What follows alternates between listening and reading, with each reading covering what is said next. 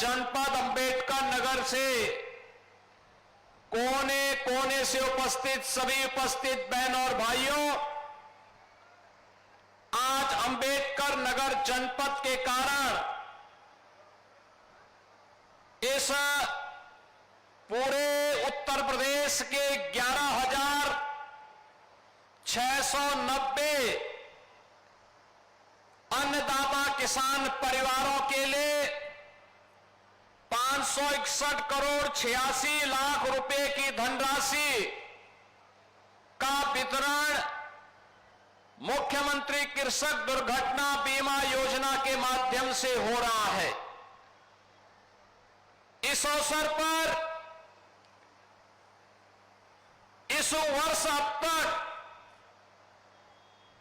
आपदा के शिकार हुए उन सभी अन्नदाता किसान परिवारों के प्रति मैं अपनी संवेदना व्यक्त करता हूं और उत्तर प्रदेश सरकार उनके हितों का संरक्षण करने के लिए पूरी प्रतिबद्धता के साथ तैयार है। यह कहने के लिए उन सभी परिवारों को 5 लाख रुपए के टोकन सहायता देने के लिए आज मैं स्वयं अंबेडकर नगर में आया हूं, क्योंकि 431 परिवार अंबेडकर नगर जनपद के भी हैं जिन्हें यह राशि उनके खाते में आज दी जा रही है। बहनों और भाइयों, मुख्यमंत्री कृषक दुर्घटना बीमा योजना के अंतर्गत आप सोचिए कि अभी हम लोगों ने इस वर्ष 11,690 परिवारों के लिए धनराशि दी है और अभी तो पूरा वर्ष है बाकी, यानी पैसे की कमी नहीं। इस व्यवस्था में इससे पहले केवल किसान आता था, बटाईदार नहीं आता था, किसान के परिवार के सदस्य नहीं आते थे। लेकिन हमारी सरकार ने कहा नहीं, हम किसान को भी देंगे, बटाईदार को भी देंगे, कृषि श्रमिक को भी देंगे और अन्नदाता किसान का परिवार का भी कोई व्यक्ति किसी अग्निकांड का, किसी आंधी तूफान का, किसी आकाशीय बिजली का, किसी बाढ़ का या किसी भी आपदा का शिकार हो जाता है तो सरकार 5 लाख रुपए की मुख्यमंत्री कृषक दुर्घटना बीमा में उस परिवार को आच्छादित करेगा और आज यह 11,690 परिवारों के लिए यह धनराशि आज जारी हो रही है। बहनों और भाइयों, इस योजना के अंतर्गत हम लोगों ने पहले इस योजना में 500 करोड़ 2020-21 में जारी किया था। उसके माध्यम से 11,275 लाभार्थियों को इसका लाभ मिला था। 21-22 में 600 करोड़ रुपए दिए, तब 13,645 लाभार्थी इस योजना से लाभान्वित हुए। 2022-23 में 650 रुपए की धनराशि दी गई। उसके कारण 15,231 लाभार्थी लाभान्वित हुए। 23-24 में 950 करोड़ रुपए से 23,821 लाभार्थी, 24-25 में 1,000 करोड़ रुपए हम लोगों ने उपलब्ध करवाए, जिसके माध्यम से 25,575 लाभार्थियों को इस योजना से सहायता प्राप्त हुई है।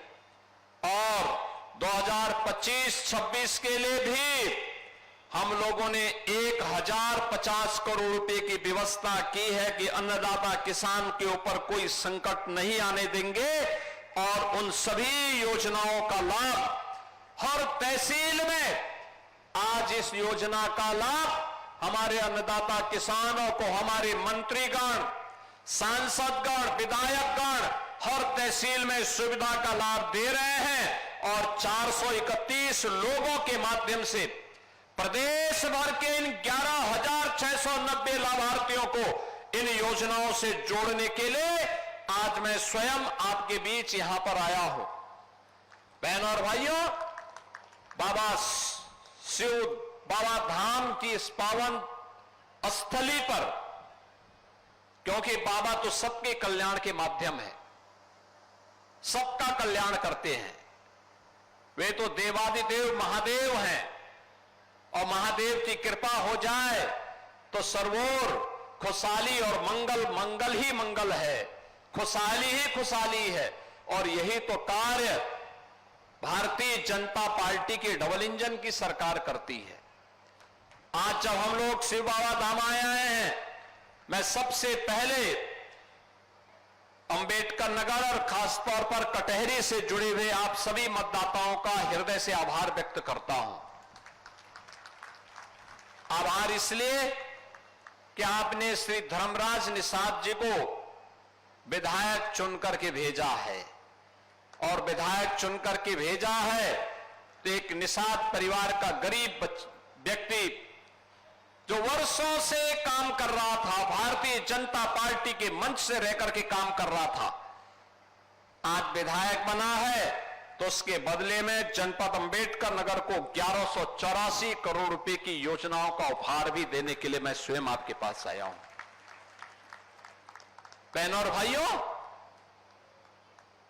शिव बाबा धाम में तो पर्यटन विकास के काम हो रहे हैं, कुछ हो चुके हैं।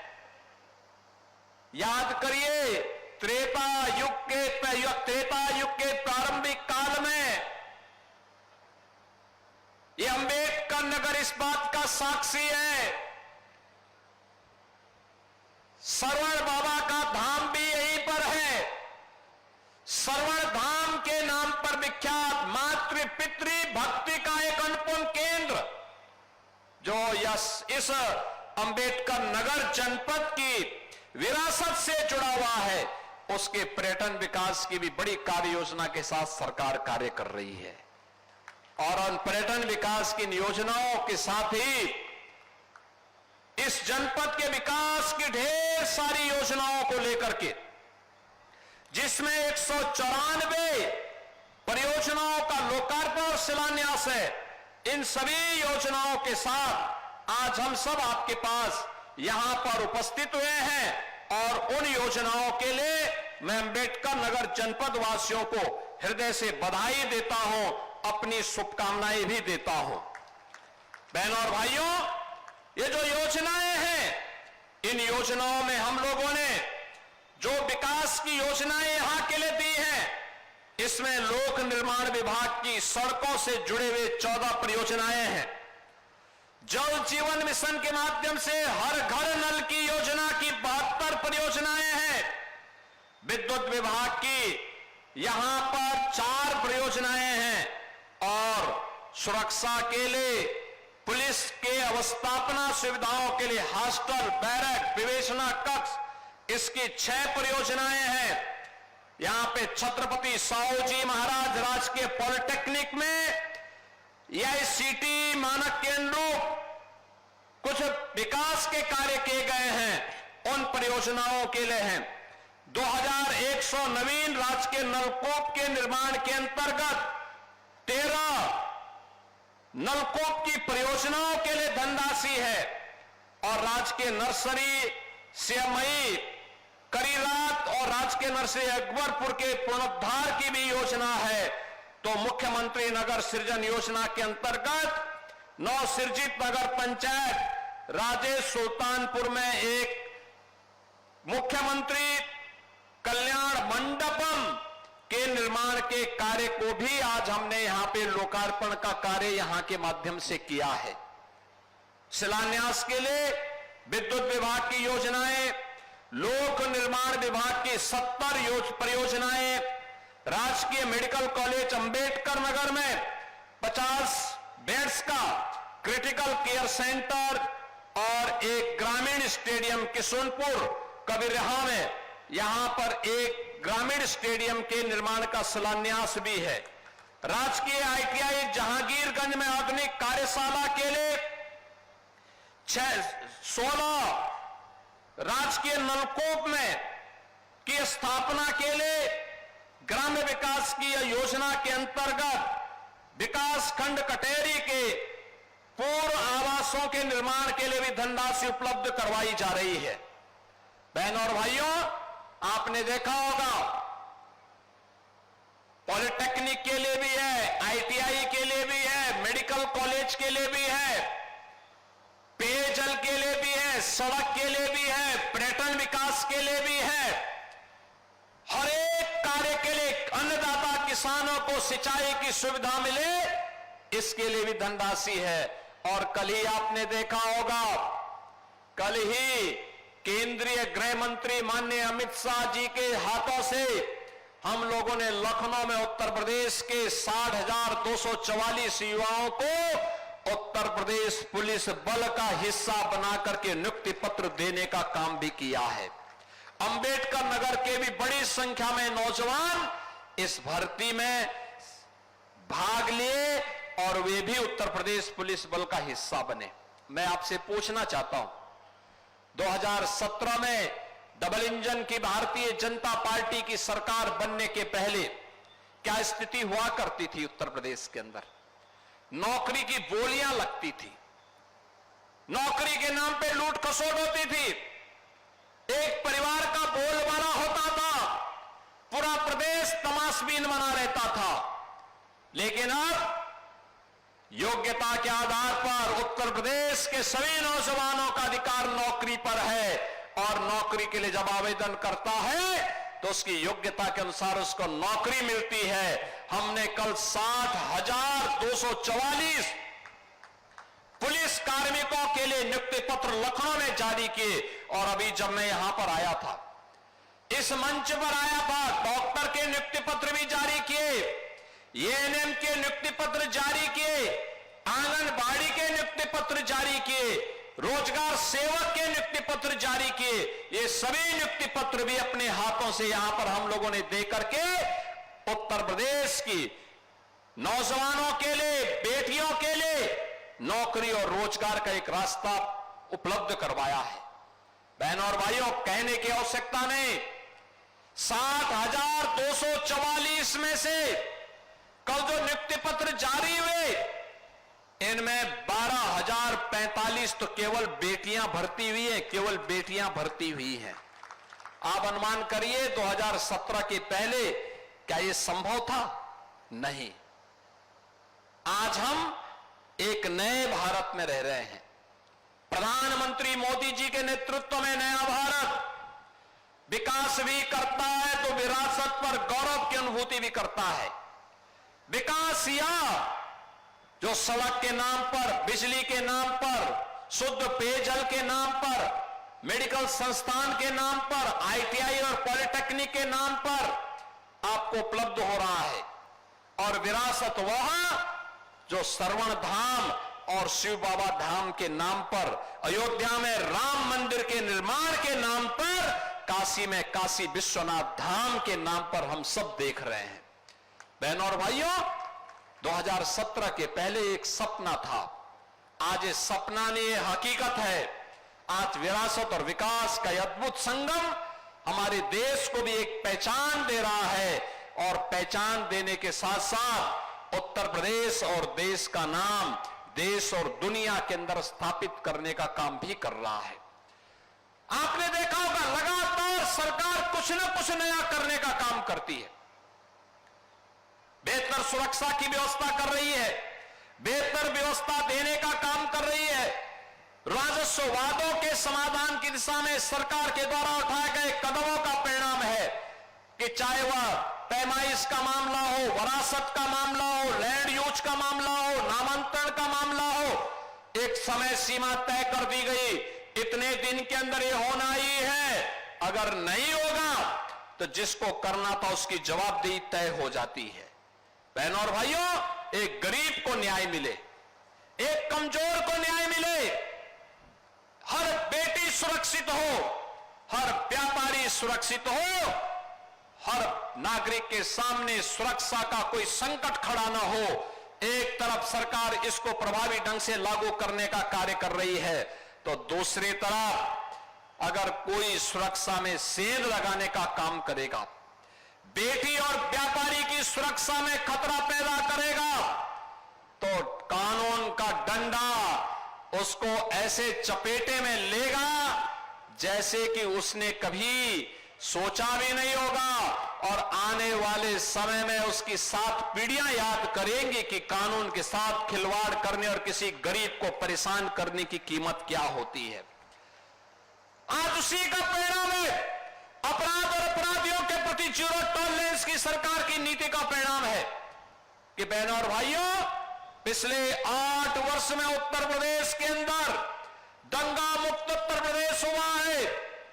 ये उत्तर प्रदेश दंगा मुक्त हुआ है, उत्तर प्रदेश अपराध मुक्त हुआ है, उत्तर प्रदेश विकास की एक नई ऊंचाई को प्राप्त कर रहा है। आप याद करिए, ये उत्तर प्रदेश जिसकी पहचान दंगों के रूप में जानी जाती थी, गुंडागिर्दी के रूप में जिसकी पहचान होती थी, अर्थव्यवस्था के मोर्चे पर बीमारू राज्य माना जाता था, आज बीमारू राज्य नहीं, देश का अग्रणी अर्थव्यवस्था का राज्य है। भारत का अग्रणी अर्थव्यवस्था के साथ साथ भारत के ग्रोथ इंजन के रूप में उत्तर प्रदेश ने अपनी एक पहचान बनाई है। आज उत्तर प्रदेश के नौजवान के सामने पहचान का संकट नहीं है, क्योंकि उत्तर प्रदेश अब बड़ी बड़ी विकास की योजनाओं को लेकर के कार्य कर रहा है।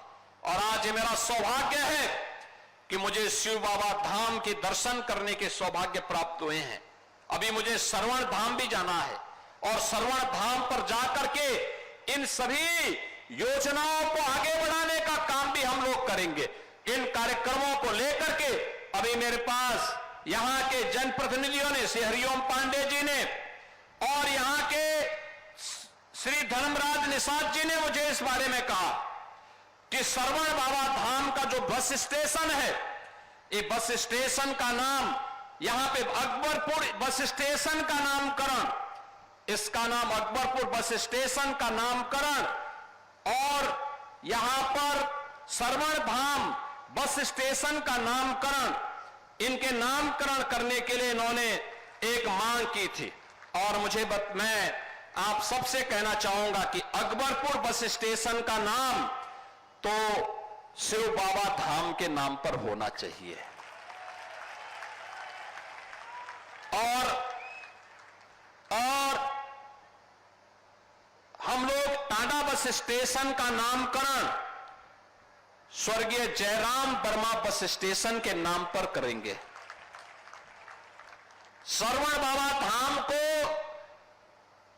हम लोग श्रवण धाम को एक अच्छे विरासत के विकास के साथ जोड़ने का काम करेंगे। याद करिए, रामायण काल के पूर्व का एक धाम है, मातृ पितृ भक्ति का एक धाम है। और यहां पे पांडे जी ने तहसील भीटी में एक अग्निशमन केंद्र और फायर ब्रिगेड की यूनिट के लिए भी मांग की है। आपकी प्रक्रिया पूरी हो गई है तो ये मान के चलिए कि स्वीकृत हो गया है, और इसके शिलान्यास की तैयारी करवाइए। आपने नगर पंचायतों की मांग की है, ये सभी यहां की पूरी व्यवस्था का सभी औपचारिकताओं को पूर्ण करके भेज देंगे। तो अब ये प्रक्रिया प्रारंभ हो चुकी है। 20 से 25 हजार की आबादी की जो ग्राम पंचायतें हैं, नगर निकाय हैं, या जो बाजार हैं, अगल बगल के क्षेत्रों को लेकर के उनको नगर पंचायत बनाया जा सकता है, बशर्ते वे लोग उस मानक को पूरा करते होंगे तो। और इसको हम लोग आगे बढ़ाने का काम करेंगे। बहनों और भाइयों, विकास की इस प्रक्रिया में हमें आगे बढ़ना है। कुछ लोग हैं जिन्हें विकास अच्छा नहीं लगता, उनके लिए उनका परिवार का विकास ही सब कुछ होता है। वो अपने परिवार से उभर नहीं सकते और परिवार के नाम पर जाति को निशाना बनाते हैं, जाति के नाम पर सत्ता में आते हैं, नग्न तांडव करते हैं, जातिवाद के नाम पे समाज को बांटते हैं, पर्व और त्योहारों के सामने उत्साह और उमंग को फीका करने का काम करते हैं। हमें ऐसे लोगों को बेनकाब करना है और उन लोगों को विरासत और विकास की ताकत का एहसास कराना होगा जो डबल इंजन की सरकार, भारतीय जनता पार्टी की सरकार पिछले 8 वर्ष के अंदर उत्तर प्रदेश के अंदर करा रही है। मैं एक बार फिर से कटहरी की जनता जनार्दन का, अंबेडकर नगर के जनता जनार्दन का धर्मराज निषाद को कटहरी से विधायक बनाने के लिए हृदय से अभिनंदन करता हूं, आभार व्यक्त करता हूं। यहां पे 1184 करोड़ रुपए की परियोजनाओं के लिए अंबेडकर नगर वासियों को हृदय से बधाई देता हूं और साथ साथ 11,690 मुख्यमंत्री कृषक दुर्घटना बीमा योजना के अंतर्गत प्रदेश की सभी 350 तहसीलों में आज कृषक दुर्घटना बीमा के अंतर्गत वितरित हो रहे इन चेकों के लिए उन सभी परिवारों को बधाई देता हूं। उनके प्रति हमारी संवेदना भी है। मैंने जिलाधिकारी से यह भी कहा है यहां पर कि जो भी निराश्रित महिलाएं हैं, जिन्होंने अपने परिवार के कमाऊ सदस्य को खोया है, उन महिलाओं के लिए, उन निराश्रित महिलाओं के लिए निराश्रित महिला पेंशन की व्यवस्था जरूर करवा देंगे। चेक तो हमने दिया ही है, लेकिन साथ साथ उन्हें प्रधानमंत्री किसान सम्मान निधि के साथ साथ उन्हें पेंशन की सुविधा से जोड़ने का भी कार्य एक समयबद्ध तरीके से करने का कार्य करेंगे। आज ये 341 परिवार आपके अंबेडकर नगर जनपद में इस सुविधा का लाभ प्राप्त किए हैं। आने वाले समय में भी सरकार आप सबके लिए, जनपद अंबेडकर नगर के विकास के लिए पूरी प्रतिबद्धता के साथ कार्य करेगी। इस विश्वास के साथ आप सभी के प्रति मैं अपनी मंगलमय शुभकामनाएं देता हूं और शिव बाबा धाम की इस पावन धरा को कोटि कोटि नमन करते हुए आने वाले समय में अगला माह सावन का मास ही है, भगवान शिव को समर्पित मास है, तो इस मास की आपको अभी से शुभकामनाएं दे रहा हूं। धन्यवाद। जय हिंद। जय जय श्री राम। जय जय श्री राम। जहाँ भक्ति है हर शब्द में, कथाओं में छुपे हैं दिव्य रहस्य और ज्योतिष देता है जीवन को दिशा। धर्म से जुड़ी हर बातों को जानने के लिए हमारे चैनल स्तुति को सब्सक्राइब करें। चैनल पर जाने के लिए इस लिंक पर क्लिक करें।